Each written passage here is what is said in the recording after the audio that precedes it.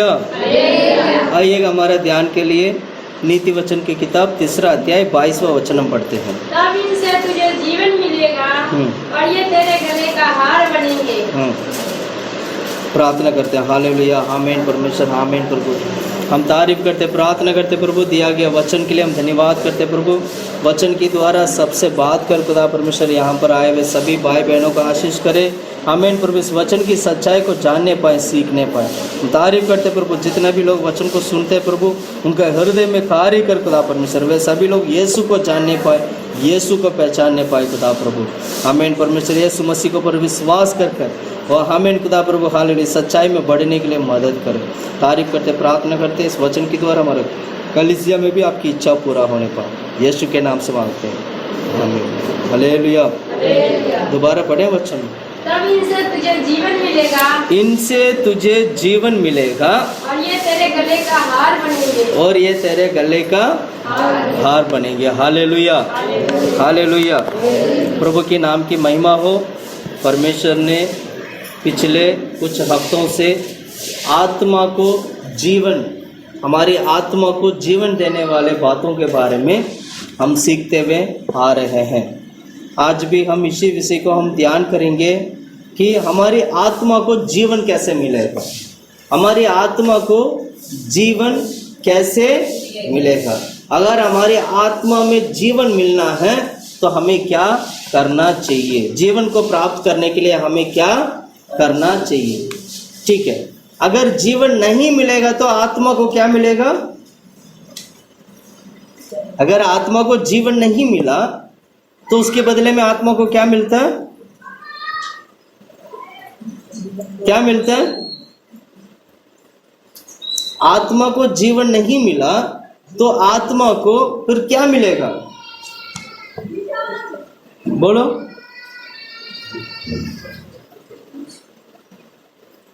अभी मैं समझाता हूं, बोलो। अगर आत्मा को जीवन नहीं मिलेगा तो आत्मा को क्या मिलेगा? जीवन के बदले में क्या मिलेगा?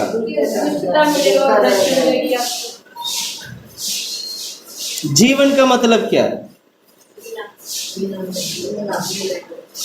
जीवन का मतलब है हमारी आत्मा जिंदा रहना।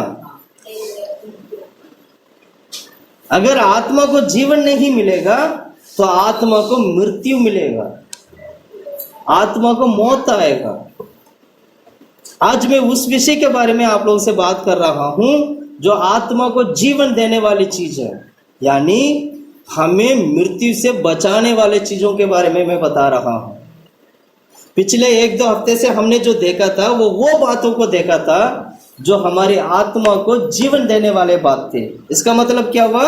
हमारी आत्मा को मृत्यु से बचाने वाले बातें हैं, या हमारी आत्मा को मृत्यु से बचाने वाले परमेश्वर की वचन। सुन रहे हैं? आत्मा को जीवन मतलब हम उसको साधारण तरीके से हम ले लेते हैं, पर हकीकत क्या है? अगर जीवन नहीं मिलेगा, गलती से जीवन नहीं मिला तो उसके बदले में मृत्यु मिलेगा।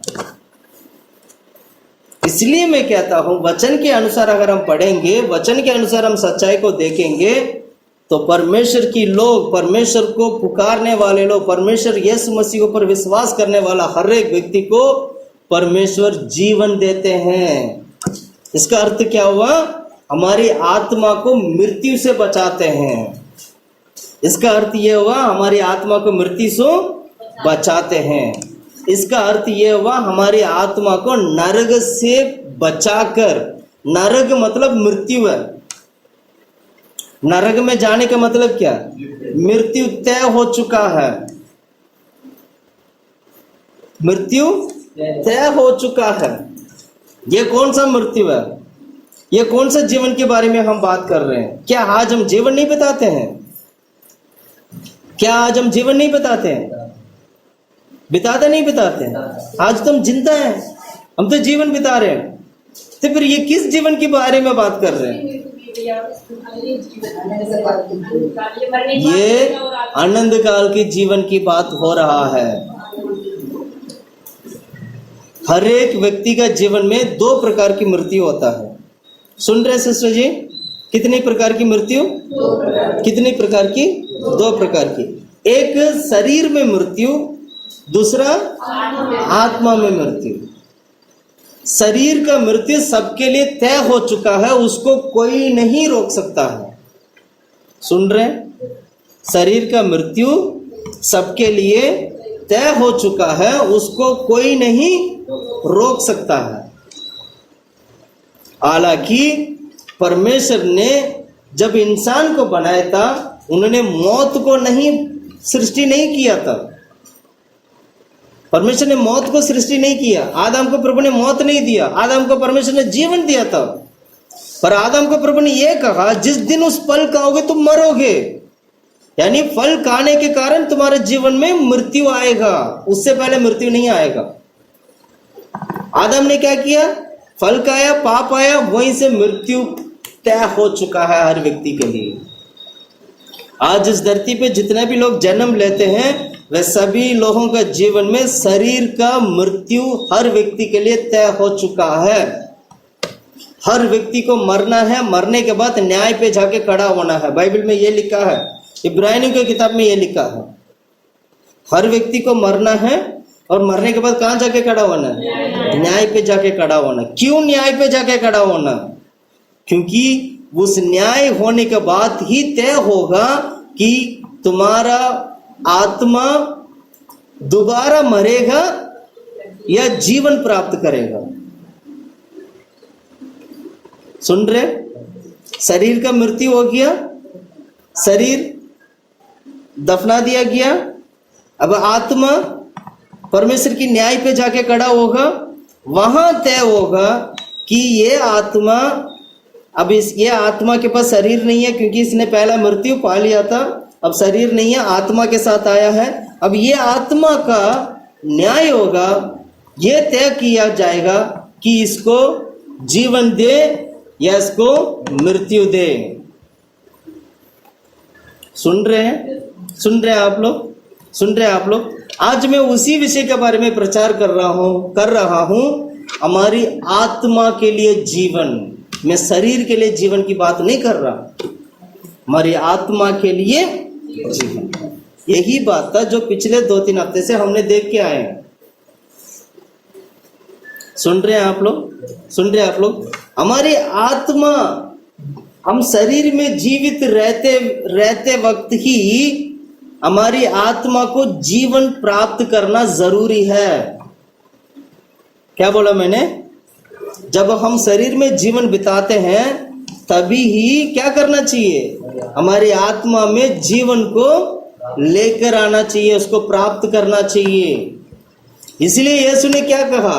मैं ही मार्ग, सत्य, जीवन हूं। अभी पिछले 1-2 दिन पहले वो भाई कैंसर से मरे थे। उसका भाई का जीवन में क्या हुआ? बीमार हुआ, बीमार के कारण शरीर में बीमार हुआ, और क्या हो गया? बाद में क्या हुआ? उनका मृत्यु हो गया। वो मृत्यु कौन सा मृत्यु था? शरीर का मृत्यु। कौन सा मृत्यु था? शरीर का मृत्यु। पर मरने के बाद उसकी आत्मा क्या होते? वह आत्मा जीवित रहता है। वो सीधा जाके न्याय पे जाके खड़ा होगा। वहां तय किया जाएगा कि यह आत्मा स्वर्ग जाएगा या नरक जाएगा। या मैं दूसरी भाषा में बोलूं, इस आत्मा को या जीवन दे या मौत दे। सुन रहे? सुन रहे? नरक का मतलब यह है मौत। नरक का मतलब क्या है? मौत। आज शैतान इस धरती पे क्या करते हैं? राज करता है। शैतान राज नहीं करता है वैसा तो। पवित्र आत्मा शैतान को रोक के रखा है, कलीसिया को तैयार करने के लिए। जब तक पवित्र आत्मा है तब तक शैतान पूरी तरीके से वो प्रकट नहीं हो सकता है, क्योंकि रोकने वाला पवित्र आत्मा उस एंटी क्राइस्ट को क्या करके रखा है? रोक के रखा है। कहां पढ़ते हैं ये वचन? कहां पढ़ते हैं ऐसे वचन? रोकने वाला शैतान को रोक के रखा। कहाँ पढ़ते हैं? पढ़िएगा उस वचन को, थिस्सलुनीकियों की किताब में मिलेगा आपको।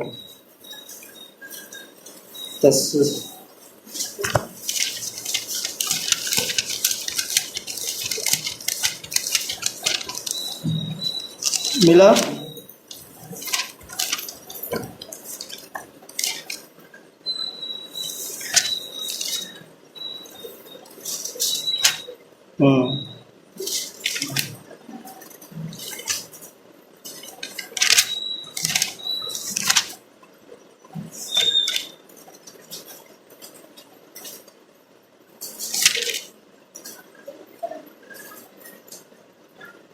पढ़िएगा दूसरा थिस्सलुनीकियों की किताब, दूसरा अध्याय 7वां वचन से पढ़िएगा।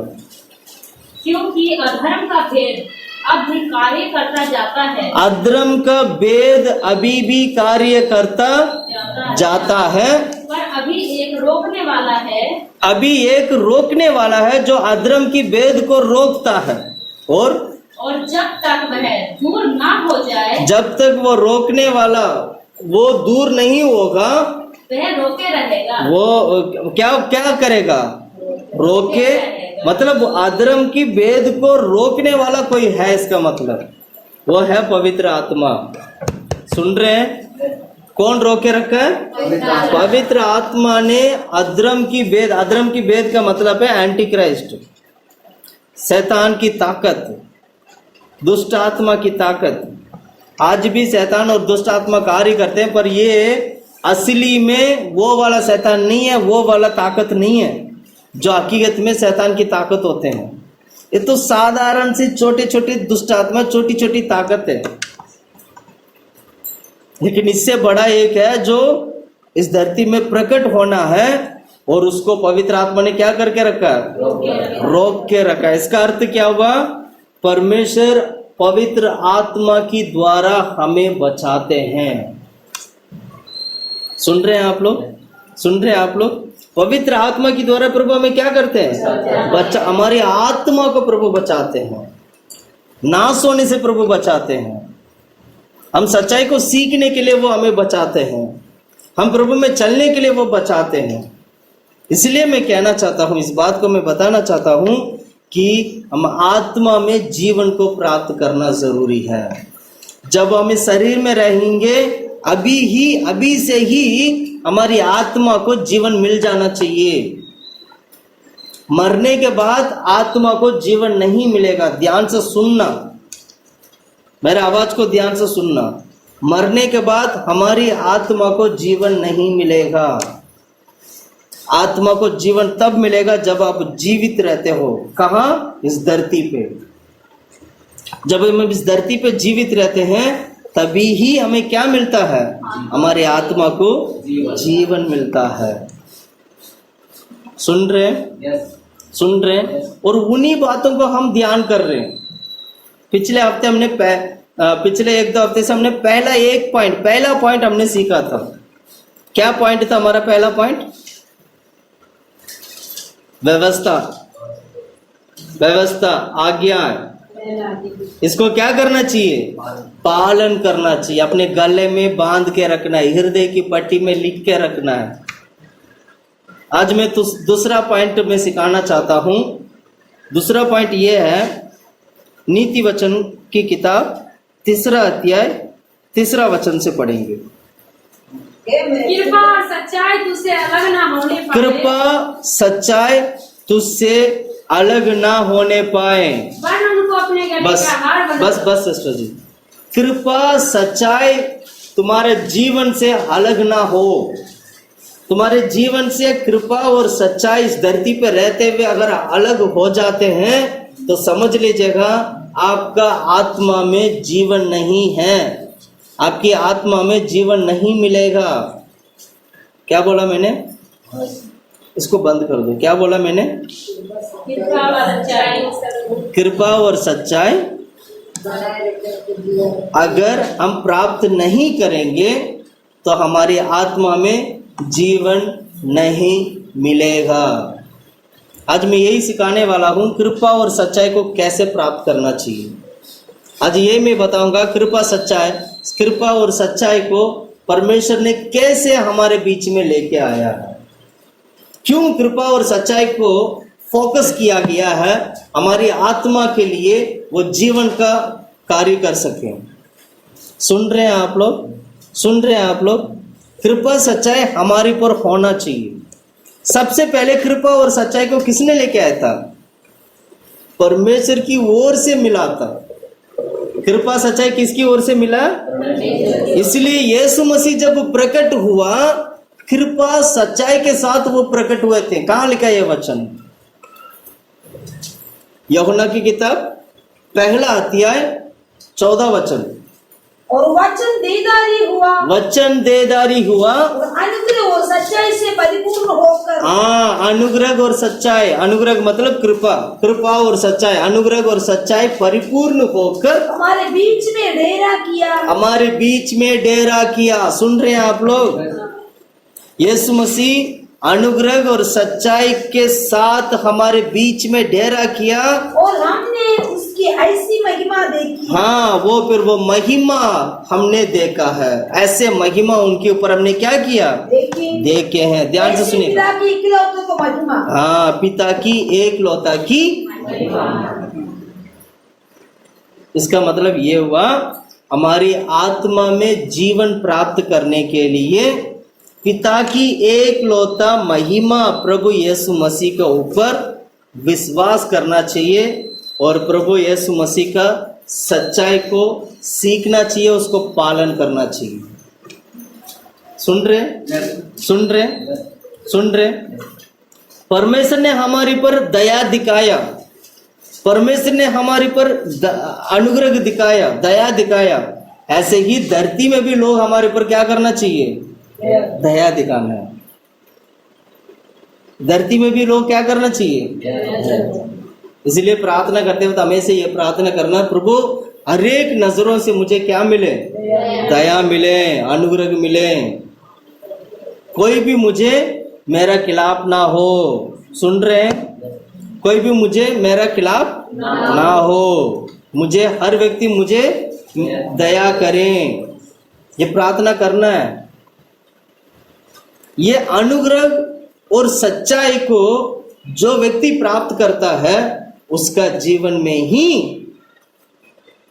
परमेश्वर के द्वारा उसका आत्मा के लिए जीवन मिलता है। सुन रहे हैं आप लोग? सुन रहे हैं आप लोग? हालेलुया। अनुग्रह सच्चाई आने से हमारे जीवन में क्या होता है? अगर मान लो अनुग्रह सच्चाई और आपका जीवन में आ गया, या दया और करुणा और सच्चाई, कृपा सच्चाई आपका जीवन में आ गया, तो उसके बदले में आपका जीवन में क्या होगा?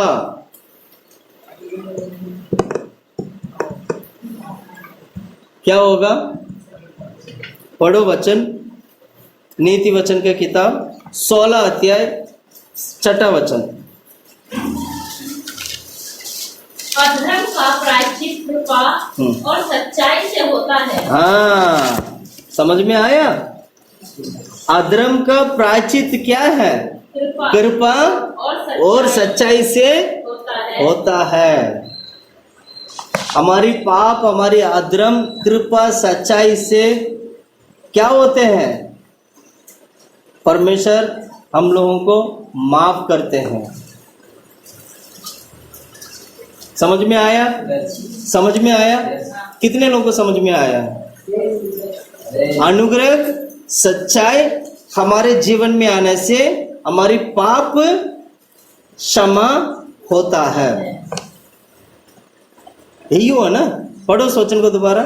अधर्म का प्रायश्चित कृपा, अधर्म का प्रायश्चित, अब ध्यान से सुनना, जितने भी लोगों ने अधर्म किया, जितने भी लोगों ने पाप किया, जितने भी लोगों ने गंदे काम किया, जितने भी लोगों ने गलत मार्ग में चला, जितने भी लोगों ने परमेश्वर की विधि को उल्लंघन किया, जितने भी लोगों ने परमेश्वर के खिलाफ खड़े हुए थे, जितने भी लोगों ने पाप में डूबे हुए थे, जितने भी लोगों ने जो श्राप दिया करते थे, जितने भी लोगों ने शैतान की ओर से कार्य करते थे, उन सभी लोगों का प्रायश्चित कृपा और सच्चाई से होता है। और अब ये कृपा और सच्चाई कौन है?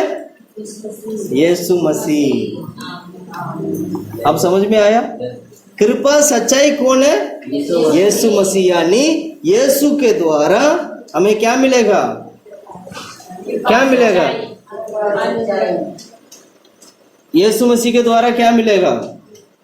पाप की क्षमा मिलेगा, क्योंकि यीशु मसीह कृपा और सच्चाई से भरा हुआ ऐसे महिमा है जो पिता परमेश्वर का एकलौता पुत्र बनकर हमारे जीवन में कार्य करता है।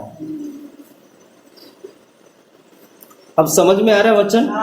यानी हमारी आत्मा के लिए जीवन यह है कि कृपा सच्चाई को अच्छी तरह हमें पकड़ लेना। Hallelujah, hallelujah. 20वां अध्याय 20वां वचन पढ़िएगा। नीति वचन के किताब 20 का 20। जो अपने माता पिता को कोसता है। 20वां अध्याय 20वां वचन। जो अपने माता पिता को कोसता, उसका दिया बुझ जाता और घोर अंधकार हो जाता। एक मिनट, 28 वचन पढ़िएगा, 20 का 28। राजा की रक्षा कृपा और सच्चाई के कारण होती है। राजा की रक्षा कृपा और सच्चाई के कारण होती है। सुन रहे हैं? राजा जब लड़ता है, अगर मान लो राजा हार जाते हैं, तो राजा की रक्षा कैसे होते हैं? कृपा सच्चाई। कृपा सच्चाई का मतलब क्या? नहीं, एक राजा कैसे कृपा सच्चाई से बच सकता है? मेरा सवाल ये है। जब उनके प्रति सबको प्रति जो काम किया उसने अच्छा काम, तो उनके प्रति दया है, उसको कर सकता है। दया को करना नहीं तो अपने ही लोग अपना राजा को क्यों मारेंगे?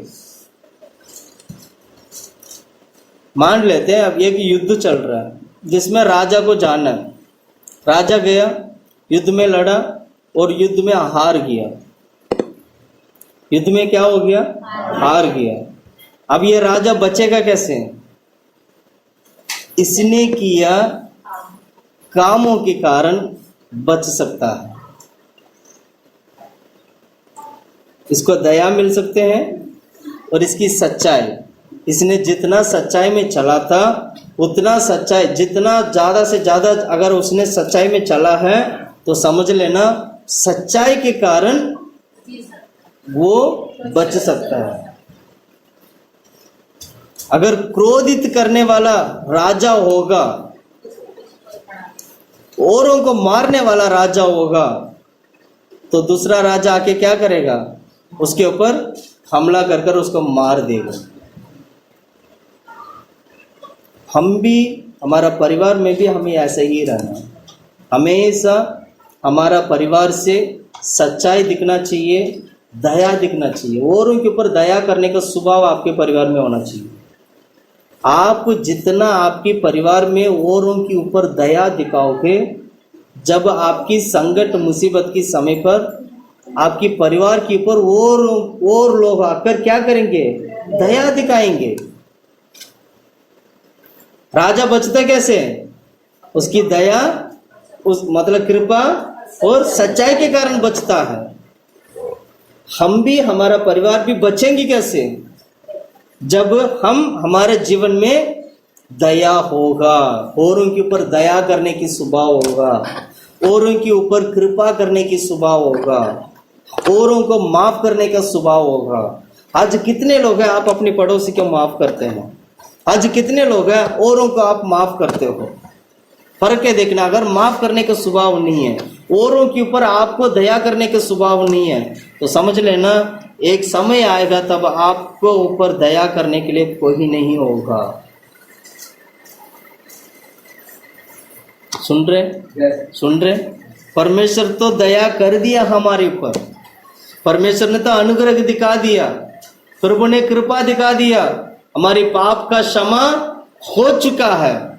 लेकिन अब जीना, आगे जीने के लिए आपके हाथ में है, जो आपको करना चाहिए। इतना दिन तो हमने मस्ती में जीवन बिता दिया, इतना दिन तो हम अपनी मर्जी से जैसे जीवन बिताना चाहते थे जीवन बिता लिया। लेकिन आगे क्या करने वाले? आगे क्या मेरा जीवन में मेरी ओर से औरों के लिए दया मिलता है? मेरी ओर से, मेरे परिवार की ओर से औरों के लिए क्या दया मिलता है? मैं औरों के ऊपर मैं दया कर पाता हूँ? औरों को मैं क्षमा करता हूँ? औरों को मैं आशीष करता हूँ?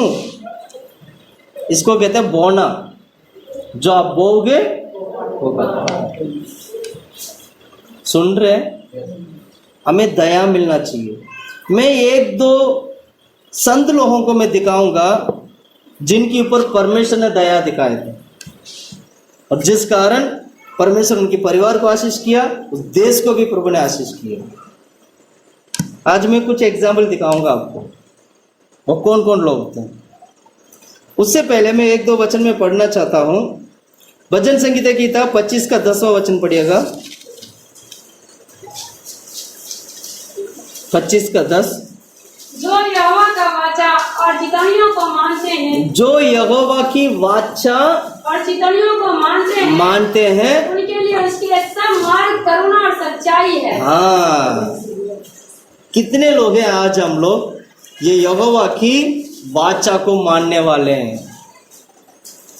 अगर परमेश्वर की वाचा को मानने का स्वभाव आपके अंदर है तो समझ लीजिएगा परमेश्वर आपको करुणा दिखाएंगे, परमेश्वर आपको अनुग्रह दिखाएंगे और सच्चाई में चलने के लिए प्रभु मदद करेंगे। सुन रहे? सुन रहे? यानी आप समझ सकते हो, हमारी बुरी आदतें एकदम 100% निकलना चाहिए हमारे जीवन से। पाप भरा जीवन हमारे जीवन से 100% निकल जाना चाहिए। पूरे की पूरा पवित्र होना है, पूरे की पूरा सच्चाई में चलना है, तब परमेश्वर हमारे पर दया दिखाएंगे। जहां जहां जाओगे वहां वहां लोग आपको आदर करेंगे।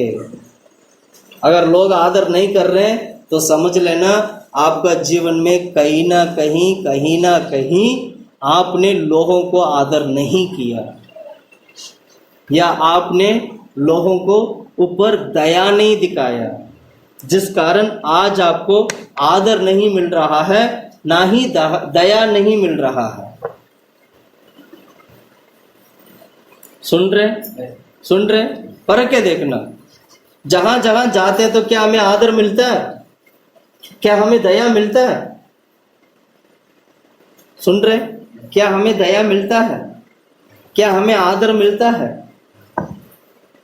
जहां जाते तो आपको बिठाते हैं, आइए बैठिए, बहन जी बैठिए, भाई जी बैठिए, अब बहुत अच्छा लगते हैं, आपसे बात करना अच्छा लगता है। कोई कहते हैं आपके घर पे बुलाते हैं आपको कि आप आइए, आप आके हमारे घर पे प्रार्थना करिए, बुलाते हैं? या आप आइए, आज हम विशेष एक चीज इसमें रखें, आपको विशेष रूप से हम आपको बुलाना चाहते हैं, आप हमारा गेस्ट हैं आज। ऐसे होते हैं हमारे साथ? होते हैं? नहीं हो रहा तो क्यों नहीं हो रहा? क्योंकि कहीं ना कहीं हमने और के ऊपर क्या नहीं दिखाया?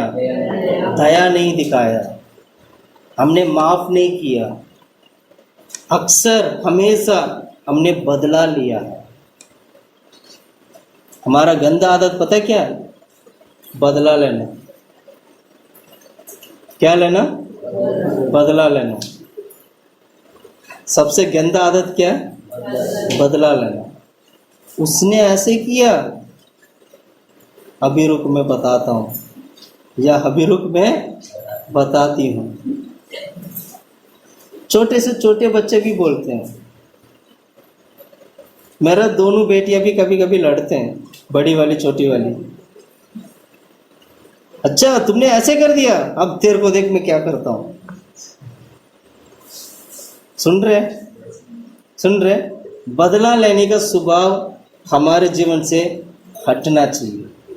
प्रिय भाइयों बहनों, मैं कहना चाहता हूं, बचपन से जब हम पैदा होते हैं ना, तब से ही बीज बोया जाता है। पाप का बीज आपका जीवन में, जब जिस दिन आप जन्म हुए थे उसी वक्त आपका जीवन में पाप का बीज बोया दिया गया है। कौन सा बीज? बच्चों को क्या पता है कि बदला लेने का स्वभाव? क्या आपने सिखाया मैं तुम्हारा बदला लूंगा करके? बच्चों को सिखाया कभी? हमने सिखाया क्या बच्चों को? नहीं सिखाया। फिर बच्चों को कहां से सीख लिया बच्चों ने कि मैं तेरा बदला लूंगा?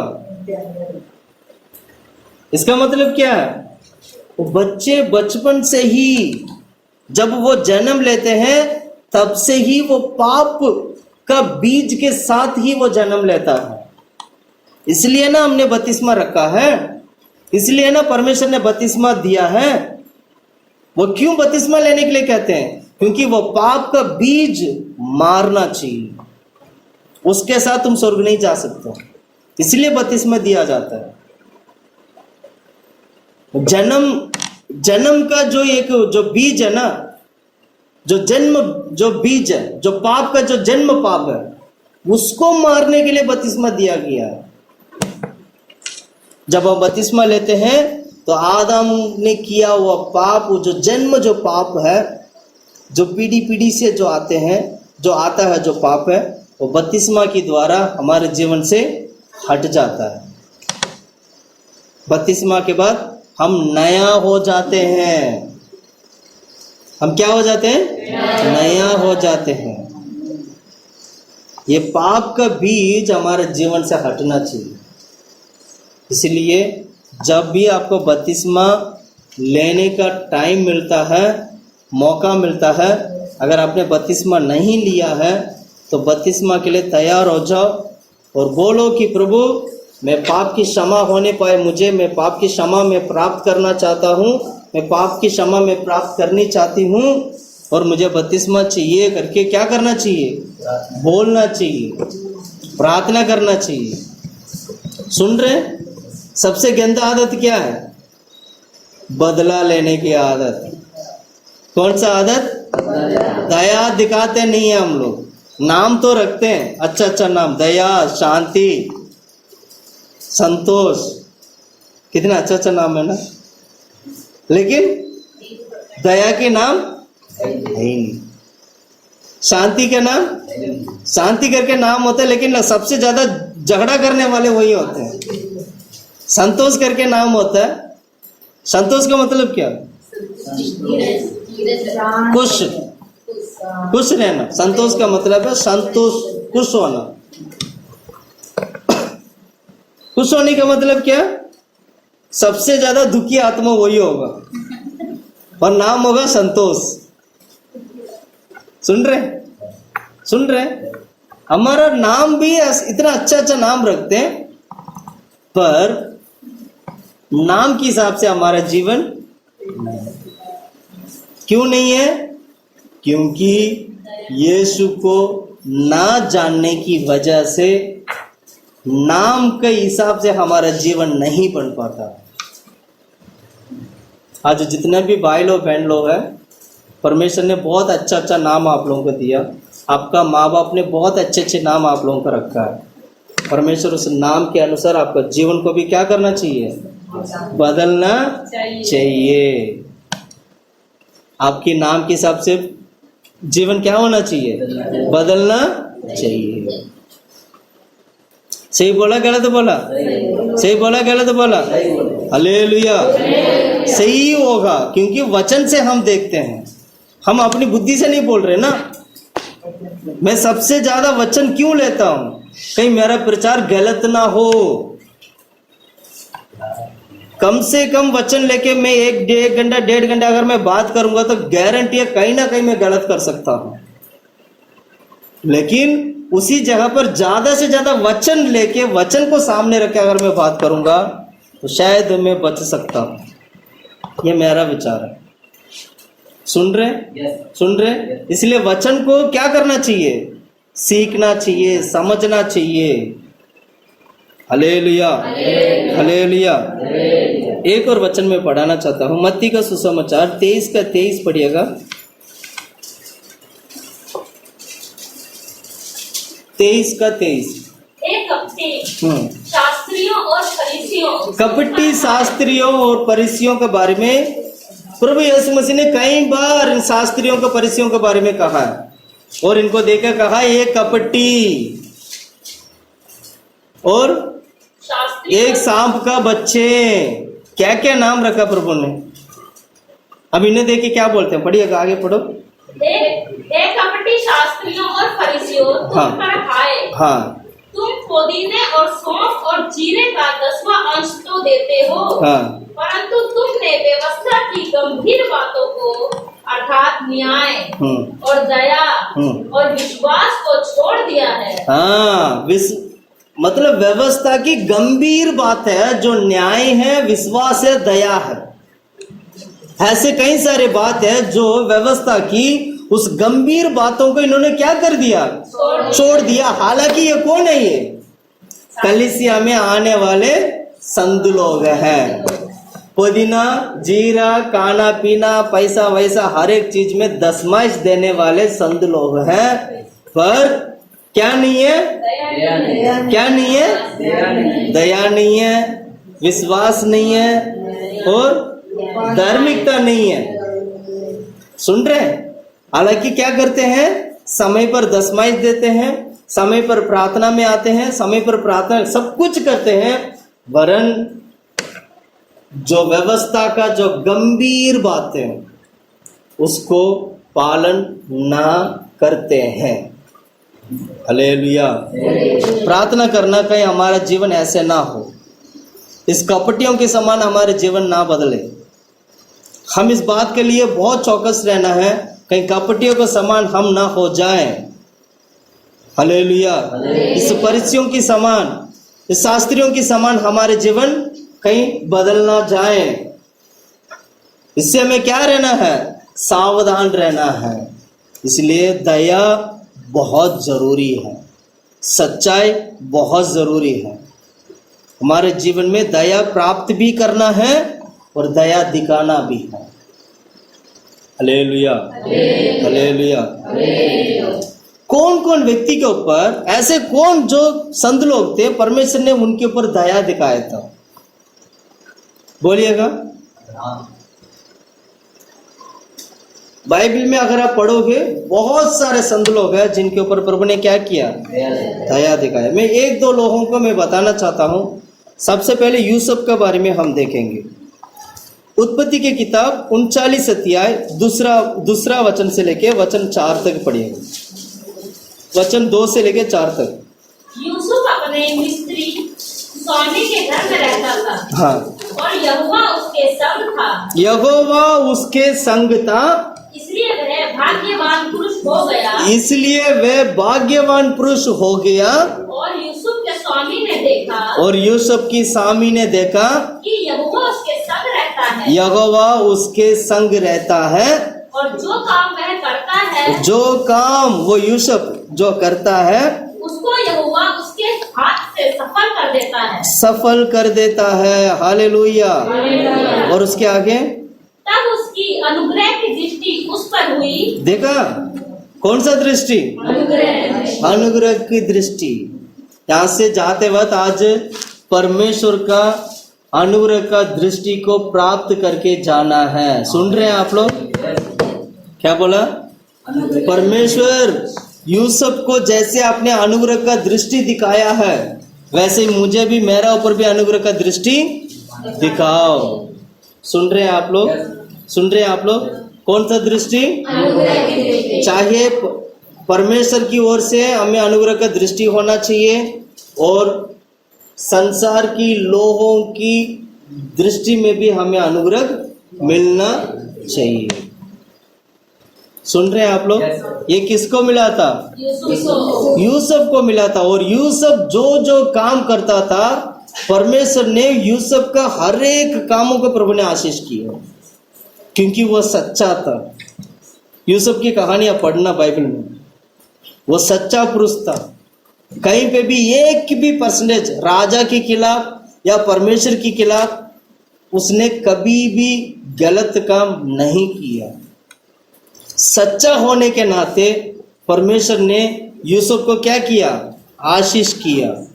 जो जो काम वो करता था, हर एक काम में परमेश्वर ने अनुग्रह की दृष्टि से उसको देखा और उसको आशीष किया। हम कितना धोखा देते हैं लोगों को, हम कितना, एक बार अपना जीवन को मुड़ के देखना, कितना धोखा दिया होगा आपने। हमने कितना धोखा दिया होंगे, हमारे ऊपर भरोसा करने वाले लोगों को हमने कितना धोखा दिया होंगे। एक एक धोखा जब हम देखते हैं तो उससे हमें आशीष नहीं मिलता, अनुग्रह की दृष्टि को हम खो देते हैं। जब जब हम धोखा देते हैं तो समझ लेना परमेश्वर की ओर से जो अनुग्रह का जो दृष्टि है वह हमसे दूर हो जाता है। इसलिए कभी भी धोखा नहीं देना चाहिए। आज हम आशीष ना पाने के कारण भी यही है, कहीं ना कहीं हम धोखा देते थे, इसलिए हमें आशीष नहीं मिला, ना ही हमें अनुग्रह की दृष्टि मिला। सुन रहे? यूसुफ का जीवन देखना, यूसुफ से सीखिए। उसने कहीं पे भी अपना परिवार के खिलाफ कभी नहीं खड़ा हुआ, ना ही राजा के खिलाफ खड़ा हुआ था, ना ही बाइलों के खिलाफ खड़ा हुआ था। हमेशा वो सच्चा था। सच्चा पुरुष होने की वजह से परमेश्वर उसके हाथ की कमाई को प्रभु ने ऐसी आशीष करके दे दी। सुन रहे? हमारी आत्मा में जीवन तभी मिलता है जब इस प्रकार के जीवन हम जीने वाले बनेंगे। हमारी आत्मा में तभी जीवन मिलेगा जब हम दया और कृपा सच्चाई के साथ जीवन बिताएंगे। यूसुफ को देखे कितना अच्छा लग रहा है, कभी धोखा नहीं दिया, कभी एक पल भी क्या नहीं किया। हमें भी नहीं देना चाहिए, यूसुफ की तरह जीवन बिताना है, तभी अनुग्रह का दृष्टि हमारे ऊपर रहेगा। ध्यान से सुनना, मैं दोबारा बता रहा हूँ, अनुग्रह का दृष्टि, परमेश्वर का अनुग्रह का दृष्टि आपके ऊपर होना है। कभी भी धोखा आपके दिमाग में घूमना भी नहीं चाहिए। कभी कभी हमें पता नहीं लगता है, हम सोचते हैं कि हम धोखा नहीं दे रहे हैं, हम तो ठीक कर रहे हैं, पर कहीं ना कहीं घूम फिर के जब उसको खुद न्याय करोगे तो आपको ऐसे लगेगा हम औरों को क्या कर रहे हैं, धोखा दे रहे हैं। सुन रहे? इसलिए क्या करना है, हमेशा वचन में खड़ा रहना है। पहला व्यक्ति था यूसुफ के बारे में हमने देखा। यूसुफ ने कभी भी धोखा नहीं दिया और उसका काम बहुत अच्छा था और परमेश्वर ने उसको आशीष किया। अनुग्रह के दृष्टि पे प्रभु ने देखा। ऐसे और भी पुरुष है जो मैं और भी बताना चाहता हूँ। सामुएल के बारे में मैं बताना चाहता हूँ। पहला सामुएल की किताब 2 अध्याय 26वां वचन। पहला सामुएल की किताब 2 अध्याय 26वां वचन।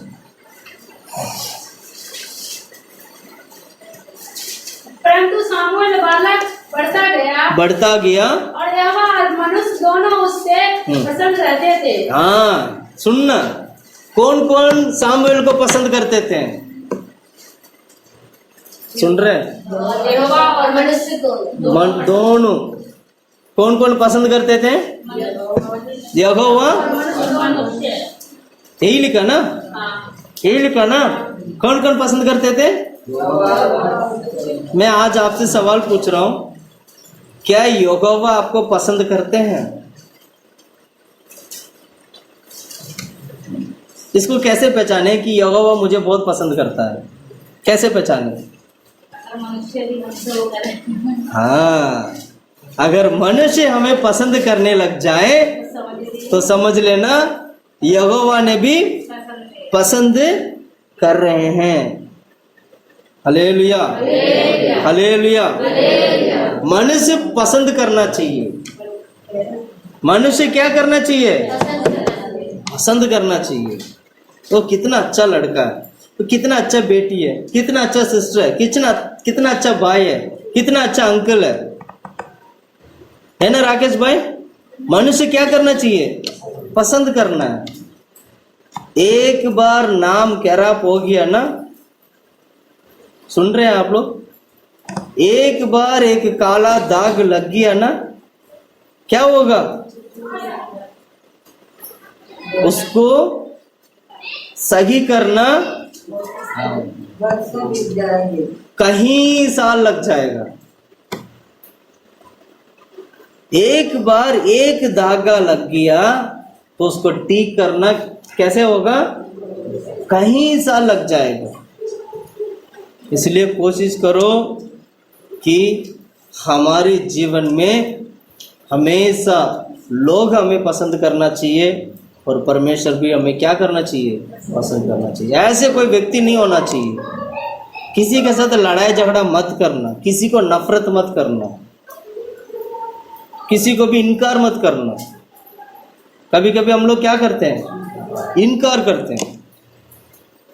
क्या करते हैं? इनकार करते हैं। ये बेकार आदमी है, ये बेकार औरत है, ये बेकार परिवार है। इनकार नहीं करना है। हम इनकार करेंगे तो परमेश्वर हमें क्या कर देंगे? इनकार कर देंगे। हम सबको स्वीकार करना है। अगर एक पापी व्यक्ति आपके पास आता है तो वो पापी क्या होना चाहिए? क्या होना चाहिए? वो उद्धार पाकर पवित्र होना चाहिए। कहीं आप पापी ना बन जाए। क्या बोला? कोई एक पापी व्यक्ति आपके पास आते हैं तो वो क्या पाना है? उद्धार पाना है और पवित्र होना चाहिए। कहीं ऐसे ना हो वो पापी व्यक्ति आपके पास आया और आप खुद पापी बन गए। राकेश भाई सही बोला? समझ में आया? क्या नहीं करना है? हम पापी नहीं होना है। हमसे जुड़ने वाला हमारे जैसे बनना है। एक कौवा को बहुत इच्छा था कबूतर बनने का। सुन रहे हैं आप लोग? कहानी सुना होगा आपने, कई बार मैंने बोला भी है। एक कौवा को इच्छा था कबूतर बनने का। ये कबूतर क्या करते थे? झुंड में आके नीचे बैठते थे, झुंड में आके खाना खाते थे, और इनका रंग भी गोरा है, काला तो है ही नहीं। सुन रहे? बड़े आराम से प्यार से चलते थे, झुंड में खाना खाते थे, झुंड में उड़ते थे। सुन रहे? ध्यान से सुनना। एक दिन कौवा ने देखा कि यार कितना अच्छा कबूतर है ये लोग, झुंड में आते हैं, खाते हैं, पीते हैं। कौवा ने सोचा होगा हम जब लोग मीट मच्छी खाते हैं तो कितना लड़ते हैं, है ना? ये तो लड़ते भी नहीं है, अपना अपना दाना खुद खाते हैं, कितना अच्छा से रहते हैं। इसका नाक देखो कितना अच्छा है। तो ये सब बातों को देखकर इस कौवा को लालच आ गया कि मैं भी कबूतर की तरह बनूं, मैं भी कबूतर की तरह बनूं। किसको इच्छा है? कौवा को। कौवा ने क्या किया? प्रैक्टिस किया। पहले तो कबूतर की तरह चलना सीखेंगे, फिर वो रोज कबूतर की तरह चलना सीखते थे। फिर कबूतर की तरह हम चलेंगे, फिर बैठेंगे, उड़ेंगे, सब कुछ कबूतर की तरह बन लिया। अब उसका रंग क्या है? काला है। अब इसने क्या सोचा? अब मैं रंग को भी क्या करूंगा? बदलूंगा। रंग को भी क्या करूंगा? बदलूंगा। इस कौवा ने क्या किया? जाके वो जो लकड़ वगैरह जब जलाते हैं तो उसमें जो राग निकलता है ना, सफेद सफेद से जो राग निकलता है, उस राग में जाके खूब चारों तरफ अपना शरीर में लगा के, ठीक है, गिर के उसके ऊपर ये वो करके लहा के आ गया। वो दिख रहे? कैसे दिख रहे? कौवा कैसे दिख रहे? अंदर क्या है? कौवा है, और बाहर क्या है? कबूतर है। अब जैसे वो आराम से वो कबूतर आके सारा झुंड में शाम के टाइम पर आके बैठा, तो ये कौवा भी बड़ी प्यार से कबूतर की तरह क्या किया? जाके बैठा था। सुन रहे? तो सब लोग खा रहे थे और ये कौवा भी कबूतर की तरह एक्टिंग किया, खाया, सब कुछ किया। तो एक दो दिन हुआ तो कबूतर ने देखा यार ये रोज हमारे पास आ जाते हैं, ये पूछते हैं ये कौन है। तो इसने पूछा तुम लोग कहाँ से आते हो? तुमने पूछा तुम्हें तो हमने पहले देखा नहीं है, अभी कुछ दिन से तुम हमारे साथ खाने के लिए आते हो। तो फिर कौवा ने बोला मैं भी इधर ही रहता हूँ, बस आप लोगों को देखा तो मैं अकेला था, मैं आप लोगों के साथ जुड़ गया, खाना खा रहा हूँ, मैं भी कबूतर हूँ। सुन रहे हैं आप लोग? सुन रहे हैं आप लोग? लेकिन कौवा का एक आदत था, वो नहीं बदला।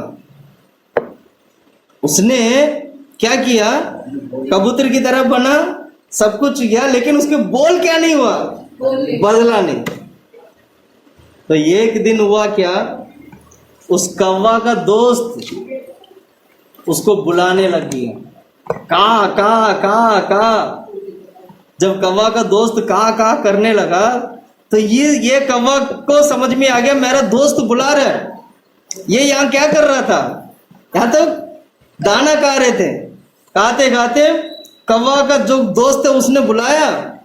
वो क्यों बुला रहा है पता है, कोई लाश मिल गया उसको खाने के लिए। क्या मिल गया, लाश मिल गया, इसलिए सारे दोस्तों को बुला रहे हैं, का करते ही। और इसने भी भूल गया कि भैया मैं कहा नहीं हूं, मैं तो कबूतर हूं। इसने भूल के क्या कर दिया, का करके इसने भी चिल्लाने लगे, तो सारा कबूतर उड़ गए। सुन रहे।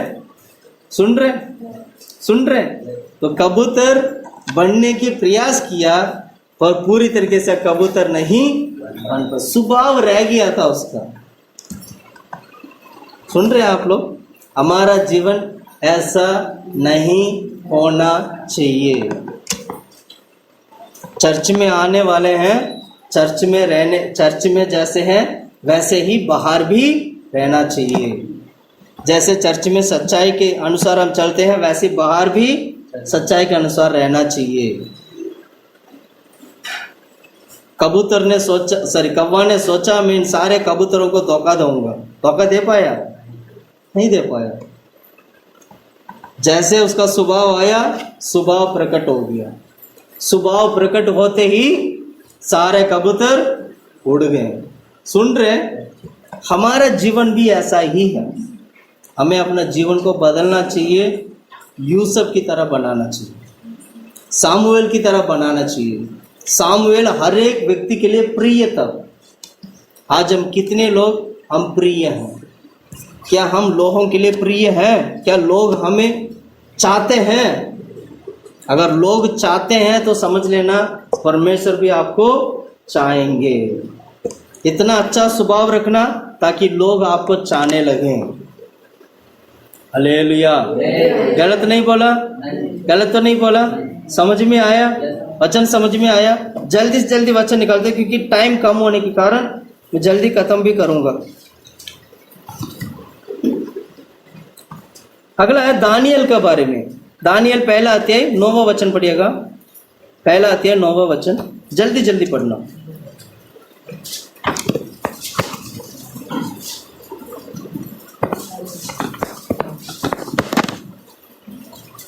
परमेश्वर ने पूजन को प्रधान के मन में दानियल के प्रति कृपा और दया बरती। हाँ, दानियल की प्रति कृपा और दया बरती। इसका मतलब क्या हुआ? परमेश्वर दानियल को कृपा और दया दिखाया। जहां जहां दानियल गया वहां वहां परमेश्वर के द्वारा दानियल को दया मिला और कृपा मिला। लोग दानियल को क्या करते थे? सम्मान करते थे, दानियल को मानते थे। पहला अध्याय 9वां वचन, दानियल की किताब पहला अध्याय 9वां वचन में लिखा है। हालेलुया। इसलिए क्या कर, दानियल की तरह दानियल भी परमेश्वर की ओर से दया और कृपा, अनुग्रह और सच्चाई सब कुछ पाया गया व्यक्ति था। यीशु के बारे में भी हम देखते होंगे। यीशु मसीह का जन्म कैसे था? यीशु मसीह का जो क्या नाम है, जब बच्चा जब वो बढ़ता था, यीशु मसीह जब बड़ा धीरे धीरे बच्चे से जैसे बढ़ते थे, उनका जीवन कैसे था? यीशु के बारे में लूका के सुसमाचार 2 अध्याय 52 वचन पढ़िएगा। 2:52 जल्दी पढ़ो। और यीशु बुद्धि और डील डाउन में और परमेश्वर मनुष्यों के अनुग्रह में बढ़ते गया। कैसे बढ़ते गया? डील डोल में और परमेश्वर की अनुग्रह में। आज मेरा सवाल यह है, आपकी बच्चे या आप क्या परमेश्वर के अनुग्रह में बढ़ते हैं? सुनिएगा, सुनिएगा, चुप रहना, ठीक है? हमारे बच्चे, हम लोग क्या परमेश्वर की अनुग्रह में बढ़ते हैं? प्रभु की अनुग्रह है हमारे ऊपर? प्रभु की अनुग्रह होना चाहिए। परमेश्वर की अनुग्रह क्या होना चाहिए? हमारे ऊपर होना चाहिए। हालेलुया। जैसे यीशु मसीह प्रभु की अनुग्रह में बढ़ते थे, वैसे हमारे बच्चे भी और हम भी परमेश्वर की अनुग्रह में क्या होना है? बढ़ना है। इसलिए नया नियम की जब सेवकाई में जितने लोगों को परमेश्वर जोड़ते थे कलीसिया में, सुनिएगा, जितने लोग कलीसिया में जुड़ा जाता है, परमेश्वर उन सभी को प्रभु अनुग्रह देते हैं, उन्हें दया देते हैं। क्योंकि पहली फर्स्ट सेंचुरी में ऐसे ही हुआ था। प्रेरितों के समय पर ऐसे ही हुआ था। पढ़ो उस वचन को, प्रेरितों की किताब 2 अध्याय 47 वचन, 47, 2:47। और परमेश्वर की स्तुति करते हैं। हाँ। और सब लोग उससे प्रसन्न थे। और जो उद्धार पाते हैं उसको प्रभु प्रतिदिन उनमें मिला देते और धोखा कुछ हालेलुया। एक मिनट में आया।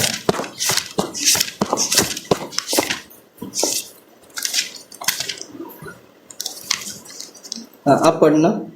और परमेश्वर की स्तुति करते थे और सब लोग उससे प्रसन्न थे और सब उद्धार पाते थे। हाँ। उनको प्रभु प्रतिदिन उनमें मिला देता था। और बस इतना ही लिखा, दया के बारे में करके नहीं लिखा। नहीं, मिला देता। सभी लोग दोबारा पढ़ना। और परमेश्वर की स्तुति करते थे। हाँ। और सब लोग उनसे प्रसन्न थे। प्रसन्न थे। किससे प्रसन्न थे? सबसे, सब लोग, सभी लोग परमेश्वर से प्रसन्न थे, क्योंकि सभी लोगों का जीवन बहुत पवित्र था, बहुत सही था। हर कामों में वो लोग एकदम सही रहते थे और परमेश्वर उनसे प्रसन्न होते थे। सुन रहे हैं? परमेश्वर उनसे क्या होते थे? प्रसन्न होते थे। आज मैं आपसे पूछता हूं, आज मैं सावदा की कलीसिया से पूछता हूं, आज मैं दिल्ली की कलीसिया से पूछता हूं, आज की कलीसियाओं से मैं पूछता हूं, हर एक कलीसियाओं से, हम में से कितने लोग हैं परमेश्वर प्रसन्न होते हैं? हमारी चाल चलन से कितने लोग हैं परमेश्वर, कितने लोगों की चाल चलन से परमेश्वर प्रसन्न होते हैं? हमारी सेवकाई से कितने लोग हमारी जो लोगों की, जो सेवक लोग हैं या जो और भी जो लोग सेवा करते हैं, उनकी सेवा से परमेश्वर कितना प्रसन्न होते हैं? नया नियम की कलीसिया में प्रसन्न होना जरूरी है। हमारी आत्मा में जीवन तभी मिलेगा जब हमारे जीवन में और कोई प्रसन्न होंगे। लोग प्रसन्न होना चाहिए, परमेश्वर प्रसन्न होना चाहिए, परमेश्वर को अच्छा लगना चाहिए, लोगों को अच्छा लगना चाहिए, तभी आपका जीवन में, आपकी आत्मा में जीवन मिलेगा। सुन रहे? आत्मा में जीवन प्राप्त करने के लिए यह सब करना है। दया प्राप्त करना है, कृपा, दया, अनुग्रह सब एक ही बात है, प्राप्त करना है, और सच्चाई में चलना है। सच्चाई का मतलब है प्रेरितों की उपदेश में चलना। कितने लोग प्रेरितों के उपदेश को पालन करते हैं? कितने लोग बपतिस्मा के उपदेश को पालन करते हैं? कितने लोग 10 आज्ञाओं को पालन करते हैं? कितने लोग विश्वास की उपदेश को पालन करते हैं? कितने लोग पवित्रता के उपदेश को पालन करते हैं? कितने लोग पुनरुत्थान के उपदेश को पालन करते हैं? क्या हम इन सारी सच्चाई को विश्वास करते हैं? क्या हम जय जीवन बिताते हैं? अगर ये सब नहीं है, सच्चाई नहीं है, तो हमारी आत्मा में जीवन नहीं मिलेगा। Hallelujah, hallelujah, hallelujah. इसलिए रोमियो की किताब 14:18 वचन पढ़िएगा। 14:18। कोई इस विधि से मसीह की सेवा करता है हाँ। तो परमेश्वर को भाता है और मनुष्य में अनुकरण योग्य ठहरता है। कितने लोगों को समझ में आया वचन? जो कोई इस विधि से मसीह की सेवा करता है वो परमेश्वर को भाता है और मनुष्य में ग्रहण योग्य ठहरता है। कितने लोगों को समझ में आया? कितने लोगों के वचन समझ में आया? बताओ क्या समझ में आया?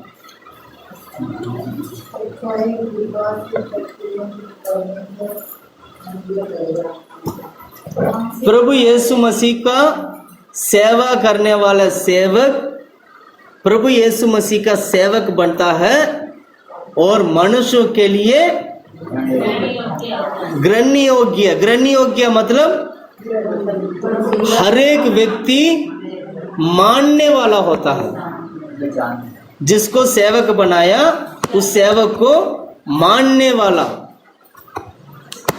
ग्रहण योग्य। अगर मैं सेवक हूं, आप लोग विश्वासी लोग हैं, आप लोगों ने मुझे माना है कि मैं सेवक हूं, ग्रहण योग्य हो गया हूं। सुन रहे हैं आप लोग? तो सेवा किसका कर रहे हैं? प्रभु यीशु मसीह का सेवा कर रहे हैं और ग्रहण योग्य हो गया हूं, जो आप लोग मुझे, इसलिए आप लोग मुझे मानते हैं। सुन रहे हैं आप लोग? ये होता है मानना। हमारा जीवन भी ऐसा ही होना चाहिए। लोग मानना चाहिए आपका जीवन को। अगर आप एक प्रार्थना करते हो तो अगला ये नहीं सोचना चाहिए इतना गलत काम करता है और ये प्रार्थना भी करते हैं। क्या बोला?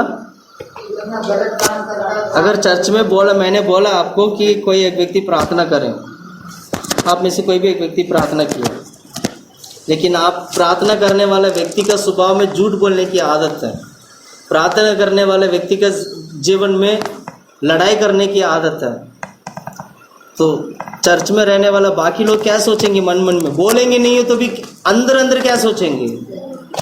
वह ग्रहण योग्य नहीं है। प्रार्थना करने से भी मन से उसको मानेंगे नहीं। प्रार्थना करने से भी मन से नहीं मानेंगे। क्यों नहीं मानेंगे?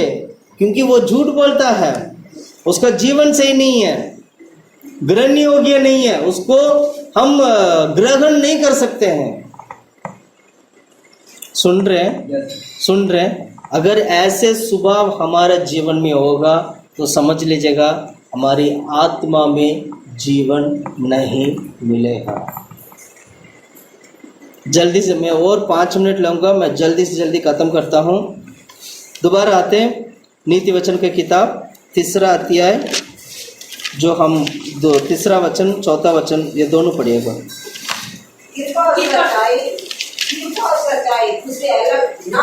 कृपा और सच्चाई अलग ना होने पाए, यही विषय को हमने आज देखा है। इसमें एक और बात हमें सीखना बहुत जरूरी है। और पढ़िए, आगे पढ़िए। वरना उनको अपने गले का हार बनाना, गले का हार बनाना और अपनी हृदय रूपी पटिया पर लिखना। हृदय की पटिया पर क्या करना? आज मैं जल्दी से जल्दी 5 मिनट बात करके मैं खत्म करूंगा। हम गले में क्या पहनते हैं आजकल? हम गले में क्या पहनते हैं? माला क्यों पहनते हैं? किसने बोला माला पहनने के लिए? किसने बोला माला पहनने के लिए? पुराने नियम के वचन के अनुसार देखोगे, सच्चाई को याद रखने के लिए माला पहना जाता था। आज हम क्या माला पहनते हैं? दिखावे के लिए तो स्टाइल में एक माला, एक चेन डाल देते हैं, वो हो गया। उसके अलावा किसी ने करके दिया, ये पहन लो तुम्हारा परिवार ठीक होगा। सुन रहे? सुन रहे? वचन क्या सिखाते हैं हम लोगों को? गले में क्या पहनना चाहिए हम लोगों को? वचन को पहनना है, सच्चाई को बांधना है। आज हम गले में क्या बांधते हैं? क्या बांधते हैं? मैं बाइबल से ही बोलूंगा, 5 मिनट लूंगा ज्यादा से ज्यादा, और 5 मिनट में मैं बताऊंगा, गले के बारे में बताऊंगा, आंख के उंगली के बारे में बताऊंगा, पाँव के बारे में बताऊंगा, सारे बातें बाइबल से ही बताऊंगा आज। सुन रहे हैं? Yes. तो ये चीज हमें हमारे जीवन में क्या है, हमारी आत्मा के लिए जीवन नहीं देता है। जो चीज हमारी आत्मा के लिए जीवन नहीं देता है, मैं तो कहूंगा उसको छोड़ दे। पुराने नियम में परमेश्वर ने बोला तू गले में बांधना, उस वक्त से चल रहा है, पुराने नियम से चल रहा है। उसी वक्त लोगों ने बांधना की आदत आ गया, और बांधने वाला आदत कई साल, कई हजारों साल होते होते कई विषय में वो बदल गया, अलग अलग कल्चर में गया, अलग अलग जातियों में गया, और सब लोग देखा, सब लोग अपने अपनी विचार के अनुसार बांधने के तरीका को बदल दिया। सुन रहे? वचन क्या सिखाता है हम लोगों को? वचन क्या सिखाता है? क्या बांधने के लिए कहा? कृपा सच्चाई। कृपा सच्चाई को बांधना। अगर आप बांधे हो तो घर जाके निकाल देना। क्या बोला मैंने? अगर बांधे हो तो क्या करना? कोई फायदा नहीं होगा उससे। परमेश्वर की वचन को बांध लेना, परमेश्वर की कृपा को बांध लेना, परमेश्वर की सच्चाई को बांध लेना, वो तेरे लिए, तेरे आत्मा के लिए जीवन देगा।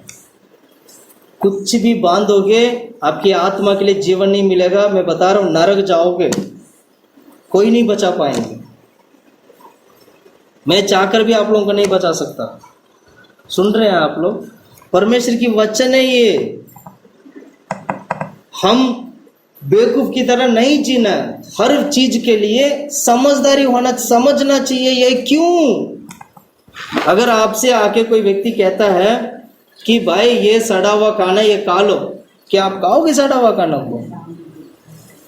क्या बोलोगे? ये खा के तो मेरे को फूड पॉइजन हो जाएगा, मैं खा के मैं क्या हो जाऊंगा, मेरे जीवन में मैं तो बीमार हो जाऊंगा, मर जाऊंगा।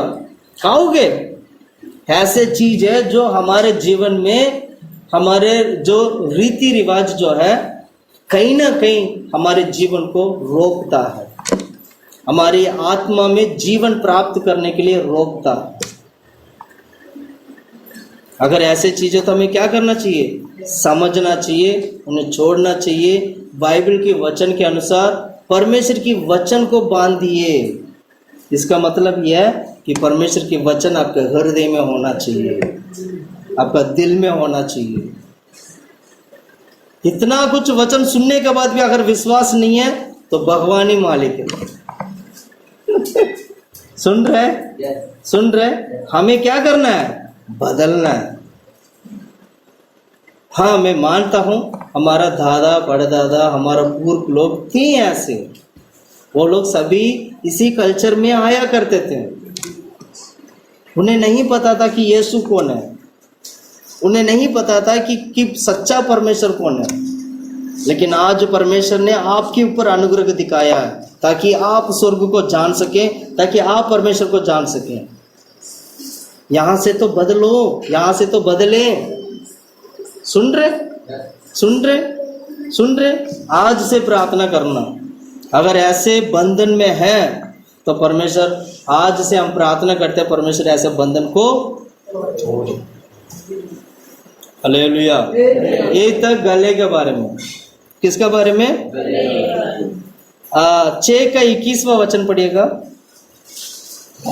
इनको अपने हृदय से सदा गांठ बांधे रख और अपने गले का हार बना ले। गले का हार बना ले। गले का हार बना ले। 6 का 21 पढ़ रहे ना ससुर जी? 6 का 21, गले का हार बना ले। आगे, वे तेरे चलने में तेरी अगुवाई, वो तेरे चलने में अगुवाई, और तेरे सोते समय तेरी रक्षा, और जागते समय तुझसे बातें करेगी। बस सुन रहे हैं आप लोग? किससे? उल्टा सीधा बांधने से आपको रक्षा नहीं मिलेगा, ना आपसे कोई बात करेगा, ना आपको सोते समय कोई रक्षा करेगा। क्या बोला मैंने? उल्टा सीधा बांधने से ना तेरा कोई आगे पीछे रक्षा करेगा, ना सोते वक्त तेरे को रक्षा करेगा, ना कोई तेरे को अगुवाई करेंगे। वचन में क्या लिखा है? गले के हार वो होना चाहिए परमेश्वर की पवित्रता है, परमेश्वर की वचन, परमेश्वर की अनुग्रह, प्रभु की दया। Hallelujah, hallelujah. आगे पढ़ो सिस्टर जी। आज्ञा तो दीपक है और शिक्षा ज्योति। आज्ञा दीपक है और शिक्षा ज्योति और सिखाने वाले की डांट हाँ। जीवन का मार्ग। सिखाने वालों की डांट। मैं डांट रहा हूँ आज? डांट तो नहीं रहा हूँ ना, डांट तो नहीं रहा हूँ ना, पर डांटूंगा जरूर मैं। अब ये वचन पढ़ लिया, मेरे को और थोड़ा मुझे ताकत मिल गया डांटने के लिए। जीवन की मार्ग मिल सकता है तो मैं क्यों ना डांटूं? सुन रहे हैं? जीवन की मार्ग मिलता है तो मैं क्यों ना, शारदा सिस्टर जी, मैं क्यों ना डांटूं? सुन रहे हैं? फिर तो मैं कुल्लम कुल्ला डांटूंगा। हालेलुया। इतना कुछ जानने के बाद हमारा जीवन बदलना चाहिए। सालों सालों से वैसे की वैसे रहते, कोई बदलाव नहीं, कहीं पे भी परमेश्वर के अनुग्रह का दृष्टि नहीं, कहीं पे भी हमारा जीवन बदला नहीं, तो क्या फायदा होगा? अब क्या होना चाहिए? हमारा जीवन बदलना चाहिए। अच्छा, 7 का 3 वचन पढ़िएगा, नीति वचन 7 का 3। उनको अपनी उंगलियों से बांध। हाँ, उनको अपनी उंगलियों से बांध और अपने हृदय की पट्टी पर लिख ले। नहीं सिस्टर जी, पहला वचन से पढ़ना। हे मेरे पुत्र, हे मेरे पुत्र, मेरी बातों को माना कर, मेरी बातों को माना कर और मेरी आज्ञाओं को अपने मन में रख छोड़। मतलब अपनी आज्ञाओं को मन में संभाल के रख। अब संभाल के रख छोड़ यानी संभाल के रख, और मेरी आज्ञाओं को मान, मेरी आज्ञाओं को मान, इससे तू जीवित रहेगा, इससे तू जीवित रहेगा, और मेरी शिक्षा को अपनी आँख की पुतली जान। हाँ, मेरी शिक्षा को अपनी आँख की पुतली जान। और उसके बाद उनको अपनी उंगलियों में बांध। कहाँ बांधना है? उंगलियों में। आपने क्या बांधा उंगलियों में? क्या डाल के रखा उंगलियों में? उंगली मतलब हाथ भी उंगली है, ये भी उंगली है। उंगलियों में क्या बांध के रखे हम लोगों ने? हाथ में इतना अच्छा अच्छा चूड़ियां पहनते हैं, उंगलियों में बहुत अच्छी तरीके से क्या पहनते हैं? अंगूठी पहनते हैं। ये सब आपका आत्मिक जीवन का उद्धार नहीं है, बल्कि जैसे सिस्टर जी ने बोला, बंधन है। इन्होंने गलती से बोल दिया। ये सारा क्या है? बंधन है।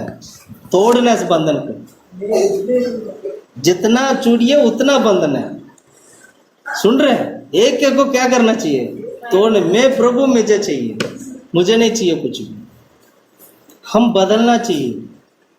मुझे आप लोगों को चोट पहुंचाने के लिए नहीं, मैं चाहता हूं आप बचें। अगर मैं स्वर्ग जाऊंगा तो मैं मुड़कर देखूंगा मेरा सावदा के लोग कहाँ हैं। सुन रहे हैं? आप भी स्वर्ग जाओगे तो देखोगे मेरा भैया कहाँ गया है। देखोगे नहीं देखोगे? मैं भी मुड़ के देखूंगा, हमारा सुनीता सिस्टर कहाँ गई है, हमारा लीलावती कहाँ गई है, हमारा राकेश भाई कहाँ है, दीपक कहाँ है, आप कहाँ है। मैं क्या करूंगा? ढूंढूंगा। कहीं ऐसे ना हो एक छोटी सी बात के कारण, छोटी सी चीज के कारण स्वर्ग ना। सुन रहे हैं आप लोग? सुन रहे हैं आप लोग? पहले हमने कहा किसके लिए देखा था? गले के लिए। अभी हमने किसके लिए देखा? उंगलियों के लिए, हाथ के लिए। अगला एक्सोडस, निर्गमन की किताब 13 का 9।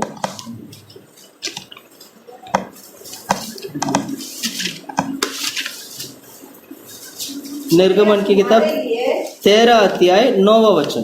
फिर यह तुम्हारे लिए तुम्हारे हाथ में एक चिन्ह होगा और तुम्हारी आंखों के सामने स्कंदन कराने वाली वस्तु ठहरे। जिससे यहोवा की व्यवस्था तुम्हारे मुंह पर रहे। हाँ, हमारे आंखों को भी हमें क्या करना चाहिए? बचाना चाहिए। हमें नजर को भी क्या करना चाहिए? हमारे आंखों में भी परमेश्वर की व्यवस्था दिखना चाहिए। सुन रहे हैं? हमें नजर में क्या दिखना चाहिए? परमेश्वर की व्यवस्था दिखना चाहिए, सच्चाई दिखना चाहिए। हम क्या देखते हैं? हम क्या देखते हैं? नजर से क्या करते हैं? पाप करते हैं। अगर मैंने मान लो राकेश को 2 सेकंड अगर मैंने देखा तो समझ लेना राकेश का फोटो को मैंने अपने दिल में क्या कर लिया? उतार लिया।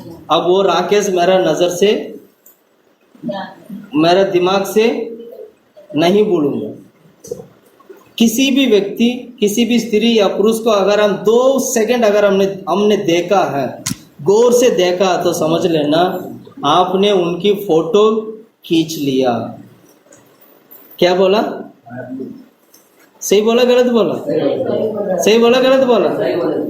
और रात को फिर याद आते, भैया आए थे आज, रात को याद आते हैं, आज भैया आए थे सपना में, सिस्टर जी आए थे सपने में, आज सपना में मैंने इनको देखा, उनको देखा। याद आते नहीं आते? क्यों याद आते हैं? कहीं ना कहीं हम फोटो क्या होता है, वो फोटो खींच लेते हैं। एक बार देखे, अगर ऐसे किया तो समझ लो फोटो खींच लिया। क्या बोला मैंने? एक बार देखे, एक बार देखे, क्या बोला? एक बार देखे, ऐसे किया तो क्या हुआ? अपने आप हम ऐसे करते हैं ना, ऐसे ऐसे करके बार बार आंख, इसको क्या बोलते हैं यार? नहीं, पलके। हाँ, आंख की जो पलके, एक बार हम पलकते हैं, ऐसे करके करते हैं, तो समझ लेना क्या करते हैं? एक फोटो खींच लिया। अगर 4 बार ऐसे ऐसे किया तो 4 फोटो खींच लिया। Hallelujah, hallelujah. हमारी नजर में हम किसको ज्यादा से ज्यादा बटोर कर रखते हैं, आपको समझना बहुत जरूरी है। वचन में लिखा है नजर में भी परमेश्वर की व्यवस्था होना चाहिए। सुना? आप लोगों ने सुना? अगला मैं बताता हूँ, एक और बात मैं बता के मैं जल्दी खत्म करूंगा। ड्यूट्रोनॉमी व्यवस्था 6:8, 6:8। और इन्हें अपने हाथ पर चिन्ह के रूप में बांधना, और ये तेरी आंखों के बीच टीके का काम दे। आंखों के बीच कैसे काम दे? टीके का काम। टीके का मतलब क्या? बिंदी की तरह, है ना? बिंदी की तरह काम करें। ये वचन सारा है ना, घर जाके पढ़ के थोड़ा सा प्रार्थना करना, इस वचन के ऊपर हाथ रखे, परमेश्वर आपको और भी सच्चाई प्रकट करके दिखाएंगे। अच्छा, डिटोनॉमी 11 अध्याय 18 वचन से लेके 21वां वचन तक पढ़िएगा। 11 का 18 से लेके। इसलिए तुम मेरे ये वचन अपने अपने मन और प्राण में धारण किए रखना, हाँ, और चिन्ह के रूप में अपने हाथों पर बांधना, और मैं तुम्हारी आंखों के मध्य में टीके का काम दे। और तुम घर में बैठे मार्ग पर चलते, लेटते, उठते इनकी चर्चा करके अपने बच्चों को सिखाया करना, और इन्हें अपने मन के, अपने अपने घर के चौखट के बाजुओं और अपने फाटकों के ऊपर लिखना। कहाँ कहाँ लिखना? घर के चौखटों, चौखटों हो गया, और घर के फाटक, और उसके आगे बाजुओं पर और लिखना। इसलिए कि जिस देश के विषय यहोवा ने तेरे पूर्वजों से शपथ खाकर कहा था कि मैं उसे तुम्हें दूंगा, उसमें तुम और तुम्हारे बच्चे दीर्घायु हो, और जब तक पृथ्वी के ऊपर उसका आकाश बना रहे। हालेलुया। बस कानान के बारे में बता रहे हैं। घर के चारों तरफ परमेश्वर की व्यवस्था रहना चाहिए। घर की चारों तरफ क्या होना चाहिए? परमेश्वर की व्यवस्था। हमारे घर पे क्या है? आज हमारे घर पे क्या है? कितने लोगों के घर पे व्यवस्था है? आज कितने लोगों के घर पे वचन से घर को सजा के रखे हैं? क्या घर की चौखट पर वचन है? दरवाजे पर वचन लगा रखे हैं? इसका मतलब क्या हुआ? घर की हर एक कमरे में परमेश्वर के वचन दिखना चाहिए, कोई और चीज बिल्कुल भी नहीं। क्या दिखना चाहिए? मात्र परमेश्वर के वचन दिखना चाहिए। यही वो चीज है जो हमारी आत्मा के लिए जीवन लेकर आता है। और समझ में आया? समझ में आया? समझ में आया? अब मैं आखिरी बार उस वचन को पढ़ के मैं समाप्त करता हूँ। नीति वचन का किताब 3 अध्याय 3 वचन। कृपा और सच्चाई तुझसे अलग ना होने पाए, हाँ। पर उनके अपने गले का हार बनाना और अपनी हृदय रुपी पटिया पर लिखना। ये कृपा और सच्चाई हमेशा आपका जीवन में रहना चाहिए, तभी आपका आत्मा में जीवन प्राप्त कर पाओगे। हालेलुया। आइएगा हम सभी लोग घुटने में बैठते हैं, हम प्रार्थना करते हैं। जैसे आज हमने वचन में सीखा है, इस वचन के अनुसार परमेश्वर हमारे जीवन में कार्य करने के लिए हम प्रभु के हाथों में अर्पण करके हम प्रार्थना करते हैं। हालेलुया। धन्यवाद परमेश्वर। आमीन। प्रभु तारीफ करते, प्रार्थना करते, महिमा करते खुदा प्रभु यीशु के नाम।